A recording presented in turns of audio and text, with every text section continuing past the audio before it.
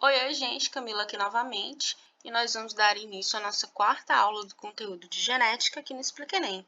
Lembrando que se você não assistiu às 3 aulas anteriores, assista antes de assistir essa aula, porque novamente conceitos já apresentados vão ser retomados. Além disso, lembrar que a genética é um conhecimento que você tem que ir construindo e acumulando aos poucos. Não dá para aprender uma parte e achar que vai conseguir entender o resto, certo? Vamos começar. Então, o sexo ele pode ser determinado por vários tipos diferentes, várias formas diferentes, já que a determinação do sexo em cada espécie foi uma convenção da presença de um determinado cromossomo ou de uma determinada característica, foi padronizado que aquela presença ou ausência significaria que aquele indivíduo é de um sexo ou de outro. Então, a determinação ocorre mais ou menos nesse sentido. Então, o que seria essa definição do termo sexo, né? Seria quando é definido que um indivíduo ele é oposto ao outro e que essa oposição permite um acasalamento que gere um descendente, no caso, um descendente fértil, né? Se eu estou dentro de uma mesma espécie. Então, é uma nomenclatura só para indicar seres anatomicamente diferentes e no caso, geneticamente diferentes, também pode não necessariamente ser anatomicamente diferentes, mas geneticamente são diferentes sim, e que ao cruzar, acasalar, possam gerar, né, como fruto desse contato, um descendente fértil. Então, o mecanismo pelo qual é estabelecido o sexo é chamado de determinação sexual. Então, os determinantes sexuais das mais diversas espécies são diferentes. Aqui eu vou apresentar o da espécie humana, de alguns galináceos e de acho que drosófilas, as moscas. E aí vocês vão perceber que não é o mesmo padrão para todas as espécies, mas que cada escolha é baseada nas particularidades genéticas e anatômicas de cada uma delas. E aqui eu coloquei só esse esqueminha para fazer uma exemplificação, né? Aqui eu tenho um esquema da meiose gamética, que é aquela que gera os gametas, e do processo de fertilização que gera os zigotos.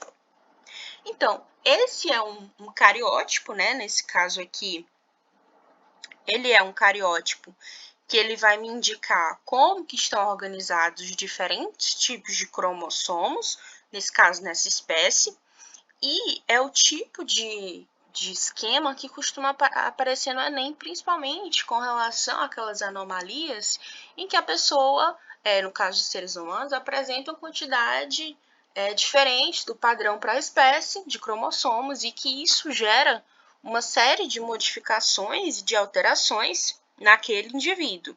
Então, aqui nesse caso, é o cariótipo de um ser humano, que eu posso afirmar que é um homem, porque aqui eu tenho, no último grupo apresentado, né, os cromossomos sexuais. Então, ele tem um cromossomo X, que todos temos, e o cromossomo Y, que é o cromossomo de diferenciação do sexo, que é aqui menorzinho. Lembrando que esses dois cromossomos, eles não são homólogos, isso é uma particularidade dos cromossomos sexuais. Todos os outros pares são homólogos entre si. E aí eu tenho aqui a determinação do sexo em humanos, que é algo que eu já estava falando ali. E aqui eu tenho esse desenhozinho aqui da esquerda, eu tenho uma representação mais ou menos do que é na realidade dos cromossomos sexuais. Eu tenho o cromossomo X sendo bem grande, o Y sendo pequeno. E aqui eu tenho uma outra representação de como é que funciona. Por exemplo, aqui eu tenho um casal, um homem e uma mulher, né? No caso, ela tem 2X, ele tem um X e um Y. Então, no caso, quando eles têm filhos homens, o X do menino, do filho, vem necessariamente da mãe, porque o Y veio do pai. E aí, no caso da menina, o X veio do pai e da mãe, os dois X que ela possui. Então, é mais ou menos assim que a gente faz esse tipo de análise. E aí, eu tenho aqui essa representação para uma mulher, né, XX, e a representação para um homem é XY. Então, determinação sexual, no caso, o padrão da espécie humana, né, que é o XX para mulher e o XY para homem, né? E aí eu tenho os conceitos de homogamético e heterogamético. E para esclarecer como que fica essa diferenciação, é só tentar resgatar esses prefixozinhos que aparecem, desculpa, os prefixos que aparecem nessas palavras, no caso o homo e o hétero. O homo é igual e o hétero é diferente. Então, homogamético é o XX, no caso a mulher. Heterogamético é o XY, no caso o homem. E aqui eu tenho uma representação dos cromossomos não sexuais, no caso, né? Que seria 44 mais 2, totalizando 46, que é o padrão para a espécie.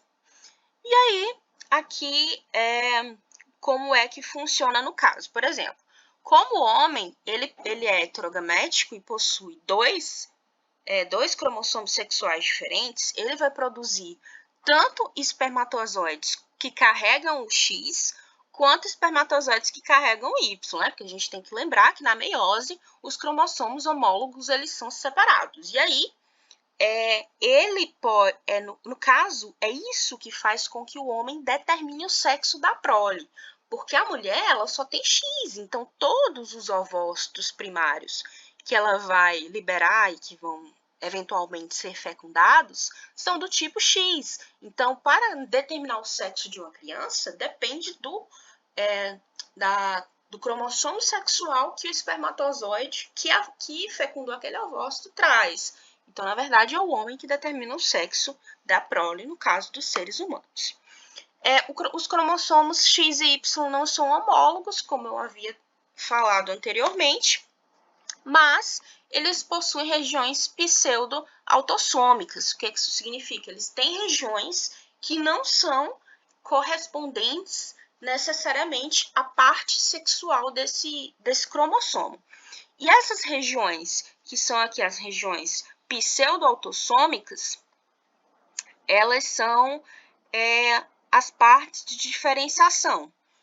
Eles são homólogos apenas nessas regiões, inclusive. Então, não é que eles não tenham regiões homólogas, até porque são dois cromossomos que estão juntos ali no mesmo par. Mas eles têm uma região pseudo-autossômica, que é a região homóloga, que é reduzida, porque nos outros é 100% de regiões homólogas correspondentes. Mas no caso dos cromossomos sexuais, quando é um homem, né, XY, isso não acontece. Daí a diferenciação entre esses indivíduos. E aqui eu tenho uma representação microscópica. E aí eu falei para vocês que ia trazer outros exemplos de determinação sexual. E aqui eu trouxe dos galináceos. É uma palavra um pouquinho difícil. Galináceos. Enfim, vocês sabem que são galinhas. E aqui eu tenho um esquemazinho, a determinação deles é pelo esquemazinho do ZZ, ZW.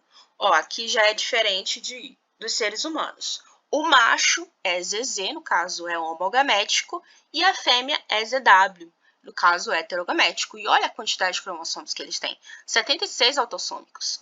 Então, quem assistiu aquela primeira aula de genética sabe que a quantidade de cromossomos não está relacionada à complexidade do ser, certo? Se você não tiver ligado nessa informação, volta na primeira aula de genética.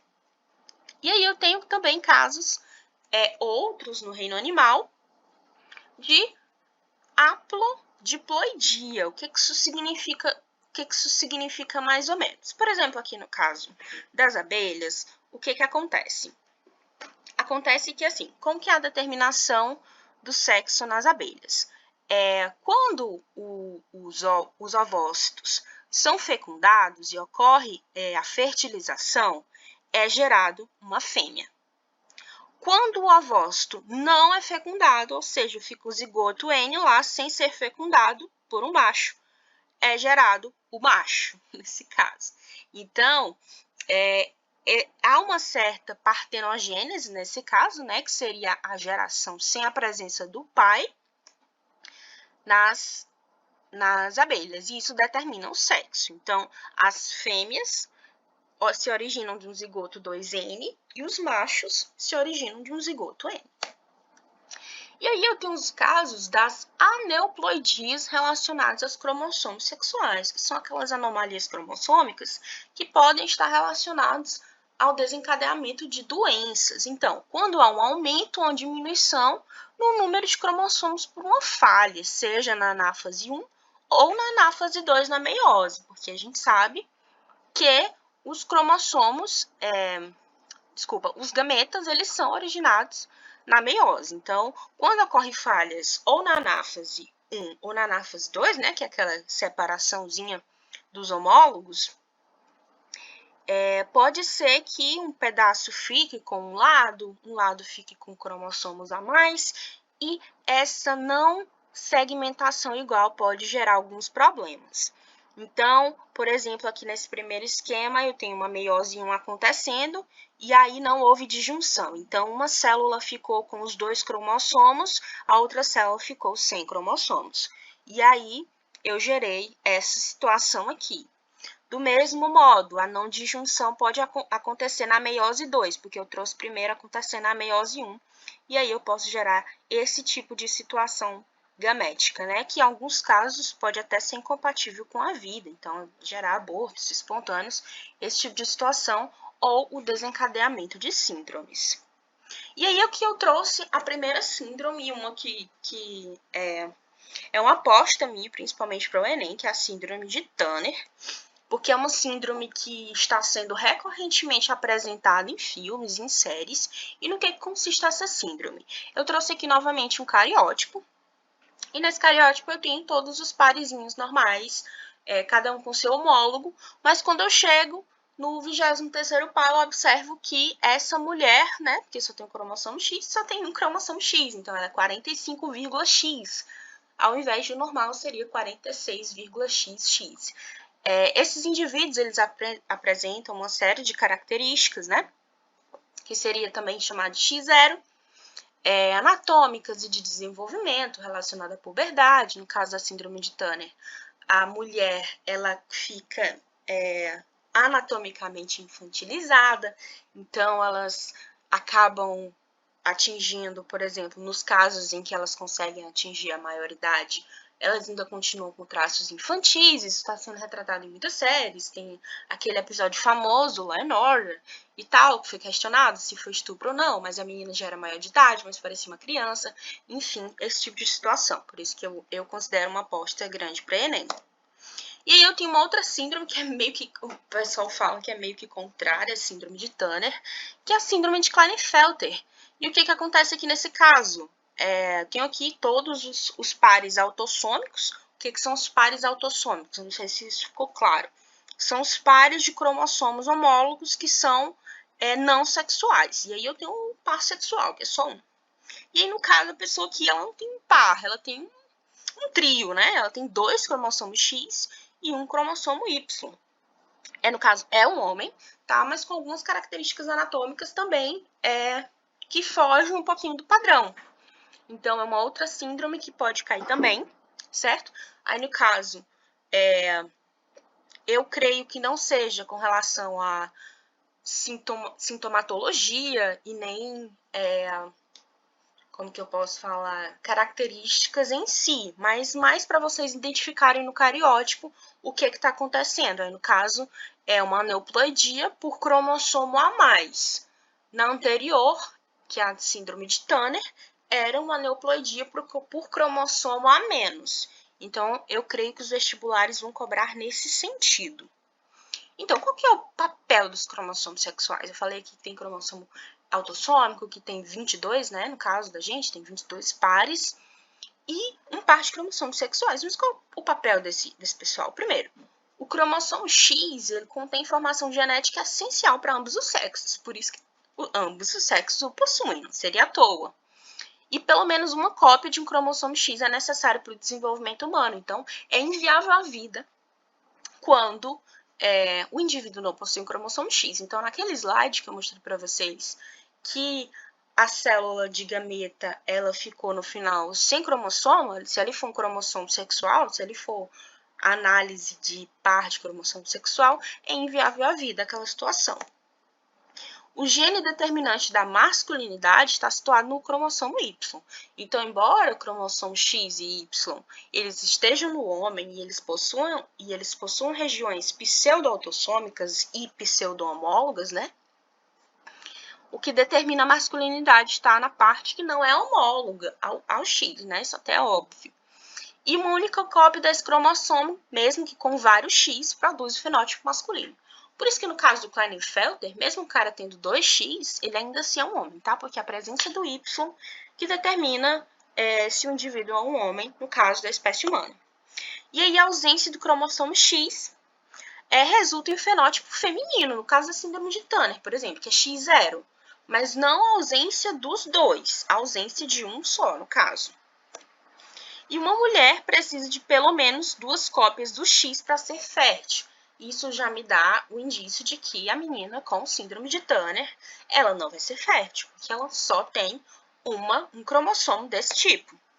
Cópias adicionais de cromossomo X podem afetar o desenvolvimento normal tanto de homens quanto mulheres. Então, por isso que eu falei que na síndrome de Klinefelter, o indivíduo que a possui tem uma série de características e uma sintomatologia diferenciada, produzindo problemas físicos, problemas mentais, isso também é muito recorrente, aumentando à medida que aumenta a quantidade de cromossomo X. Então, ter cromossomo X a mais não é interessante. Não ter também não é interessante. Então, o padrão é a medida certa da normalidade, digamos. Então, agora eu vou falar de uma coisa que é bem recorrente nas questões, que é a herança ligada ao sexo. Quando é que a herança está ligada ao sexo? O principal caso que eu posso falar são nas moscas, né, na drosófila.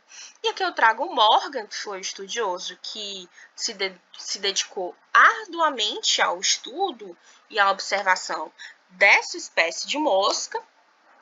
E aí, fazendo as suas análises, ele determinou que a fêmea, no caso dessa espécie de mosca, ela possui esses 2 cromossomos X, e o macho, ele possui um cromossomo X e um cromossomo Y menor, que é uma situação até, de certa forma, semelhante ao que ocorre na espécie humana. Então, a herança ligada ao sexo, no caso das drosófilas, a fêmea ela tem os olhos vermelhos e o macho os olhos brancos. Aí, o que acontece? É aquela mesma situação.